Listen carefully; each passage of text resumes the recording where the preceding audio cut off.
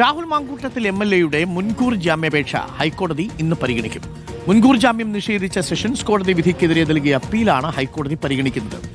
SIT register ചെയ്ത ആദ്യ ബലാത്സംഗ കേസിലെ മുൻകൂർ ജാമ്യാപേക്ഷയിൽ ജസ്റ്റിസ് ബെച്ചു കുര്യൻ അധ്യക്ഷനായ സിംഗിൾ ബെഞ്ച് വാദം കേൾക്കും. രാഹുലിനെതിരെ ബലാത്സംഗ കുറ്റം നിലനിൽക്കുമെന്നും മതിയായ തെളിവുണ്ടെന്നുമാണ് പോലീസിന്റെ വാദം. അലി അക്ബർ ഷായുണ്ട്. അലി അക്ബർ ഷാ, ഇന്ന് പരിഗണിക്കാൻ പോകുന്നത് ആദ്യ ബലാത്സംഗ കേസിലെ ജാമ്യാപേക്ഷയാണ്. നേരത്തെ സെഷൻസ് കോടതി ഇത് തള്ളിയിരുന്നു. സെഷൻസ് കോടതി അത് തള്ളുമ്പോൾ ആ വിധിന്യായത്തിൽ പറഞ്ഞിരിക്കുന്നതനുസരിച്ച് ഇതിൽ ഗർഭഛിദ്രവുമായി ബന്ധപ്പെട്ടുകൊണ്ടുള്ളത് വളരെ ഗൗരവമേറിയ സംഭവമാണ്. പ്രഥമ ദൃഷ്ട്യാ അത് നിലനിൽക്കും എന്നുള്ളതാണ്. റേപ്പിന്റെ കാര്യത്തിൽ മാത്രമാണ് കോടതിക്കും സംശയമുണ്ടായിരുന്നത്. അത് റേപ്പിന്റെ പരിധിയിൽ വരുമോ തുടങ്ങിയ കാര്യങ്ങളാണ്. പ്രോസിക്യൂഷൻ ഇത് രണ്ടും കോടതിയിൽ നിന്ന് ഉന്നയിക്കുമെന്നാണ് നമ്മൾ മനസ്സിലാക്കുന്നത്. നിർബന്ധിച്ചുള്ള ഗർഭഛിദ്രം ഒരു നോൺ ബെയിലബിൾ ഒഫൻസ് ആണ്. അതിനുള്ള മതിയായ തെളിവുകളുണ്ട് എന്ന് പറയുന്നു.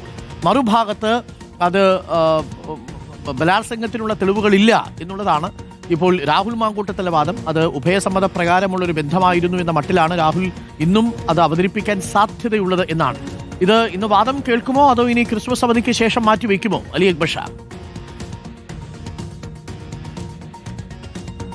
അരുൺകുമാർ, തീർച്ചയായും ഈ പറഞ്ഞതുപോലെ ഇന്നത്തെ ദിവസം രാഹുലിനെ സംബന്ധിച്ച് വളരെ നിർണായകമാണ്. രാഹുലിന്റെ മുൻകൂർ ജാമ്യാപേക്ഷ ഇന്ന് ഹൈക്കോടതി പരിഗണിക്കുന്നു. നേരത്തെ ഈ പറഞ്ഞതുപോലെ സെഷൻസ് കോടതി ഈ ജാമ്യാപേക്ഷ തള്ളിയതാണ്. അന്ന് പ്രധാനമായും രാഹുലിനെതിരെ കൃത്യമായ തെളിവുകൾ ഉണ്ട്. അതുപോലെ തന്നെ രാഹുൽ ഈ ഇത്തരത്തിലൊരു സ്ഥാനത്തിരിക്കുന്നതിനാൽ MLA സ്ഥാനത്തിരിക്കുന്നതിനാൽ തന്നെ മറ്റെന്തെങ്കിലും നിലയിലുള്ള മുതലെടുപ്പിനുള്ള സാധ്യത, സാഹചര്യം, തെളിവ് നശിപ്പിക്കൽ ഉൾപ്പെടെ മറ്റ് വിഷയങ്ങൾ ഉള്ളതിനാൽ തന്നെ ജാമ്യം നൽകാൻ കഴിയില്ല എന്ന നിലപാടിലേക്കായിരുന്നു സെഷൻസ് കോടതി പോയത്. അതുമായി ബന്ധപ്പെട്ട് ജാമ്യം തള്ളി. ഇപ്പോൾ എന്തായാലും സ്വാഭാവികമായും ഹൈക്കോടതിയിലേക്ക് എത്തുമ്പോഴും അവിടെ സെഷൻസ് കോടതി ഉന്നയിച്ച സമാന വാദങ്ങളായിരിക്കും രാഹുൽ ഉന്നയിക്കുക. അവിടെ റേപ്പ് നടന്നിട്ടില്ല, ഉഭയസമ്മത പ്രകാരമുള്ള ലൈംഗിക ബന്ധമാണ് നടന്നിട്ടുള്ളത് എന്നത് തന്നെയായിരിക്കും സ്വാഭാവികമായും രാഹുലിന്റെ ഭാഗത്തു നിന്നുള്ള വാദം. അതേസമയം പോലീസിനെ സംബന്ധിച്ച് രാഹുലിനെതിരെ കൃത്യമായ തെളിവുകൾ ഉണ്ട് എന്ന നിലപാട് തന്നെയാണ്. അതുകൊണ്ട് തന്നെ പ്രോസിക്യൂഷൻ ജാമ്യം നൽകരുത്, രാഹുലിന് കൃത്യമായ തെളിവുകൾ ഉണ്ട് എന്ന വാദം പിന്നെ കോടതിയിൽ സ്വാഭാവികമായും ഉന്നയിക്കും. നമുക്ക് അറിയുന്നതുപോലെ ഒരു MLA ഒളിവ് ജീവിതത്തിലേക്ക് പോകേണ്ടി വന്ന സാഹചര്യം ഉണ്ടാക്കിയ സംഭവം കൂടിയായിരുന്നു ഈ ജാമ്യാപേക്ഷ തള്ളിയ സംഭവം. സെഷൻസ് കോടതിയിൽ നിന്നും ഏകദേശം ഒരു ആഴ്ച കാലത്തോളം രാഹുൽ ഒളിവിലായിരുന്നു.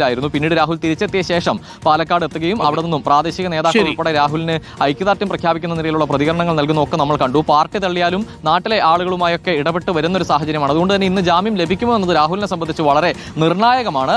ഈ പറഞ്ഞതുപോലെ സെഷൻസ് കോടതി തള്ളിയ ആ ഇടത്തു നിന്നും ഇനിയിപ്പോൾ ഹൈക്കോടതിയിൽ നിന്നും ജാമ്യം ലഭിക്കുകയാണ് എങ്കിൽ അത് രാഹുലിനെ സംബന്ധിച്ചൊരു പിടിവള്ളിയാവുകയും ചെയ്യും. വരും ഇപ്പോൾ അലി അക്ബർ ഷായാണ് വിവരങ്ങൾ നൽകിയത്. ഇന്നിപ്പോൾ ഹൈക്കോടതിയിൽ എത്തുന്നുണ്ട് രാഹുൽ മാങ്കൂട്ടത്തിലെ കേസ്. എന്താകുമോ എന്തോ. നിലവിൽ സെഷൻസ് കോടതി ജാമ്യം അനുവദിച്ചത് ഒരു കേസിലാണ്. അതിനെതിരെ സർക്കാർ അപ്പീൽ കൊടുത്തിട്ടുണ്ട്. അത് ക്രിസ്മസിന്റെ അവധിക്ക് ശേഷം പരിഗണിക്കും. എന്നാൽ ഇപ്പോൾ രാഹുൽ മാങ്കൂട്ടത്തിൽ സെഷൻസ് കോടതി ജാമ്യം നിഷേധിച്ച കേസിലാണ്. ബലാത്സംഗം കേസ് നമ്പർ 1, ബലാത്സംഗം കേസ് നമ്പർ 2, ബലാത്സംഗം നമ്പർ കേസ് 1-ലാണ്. ഇപ്പോൾ ഇന്ന് വിധി പറയില്ല എന്നാണ് തോന്നുന്നത്. വാദം കേൾക്കാനായിരിക്കും സാധ്യത കൂടുതലുള്ളത്.